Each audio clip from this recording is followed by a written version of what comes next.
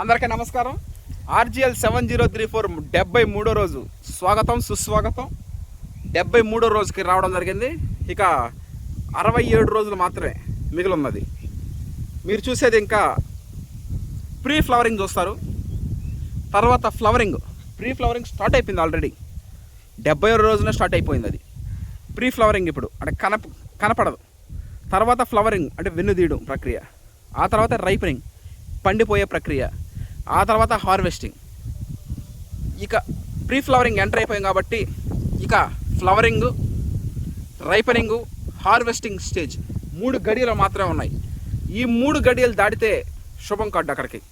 ఈ 3 గడియలు దాటడానికి 68 రోజులు 67 రోజులు పట్టద్దు మనకి. 67 సివిఆర్ పద్ధతిలో వరి సాగు. 73వ రోజు స్వాగతం సుస్వాగతం. ఎల్లుండి 75 రోజులు కలుద్దాం. Okay, thank you.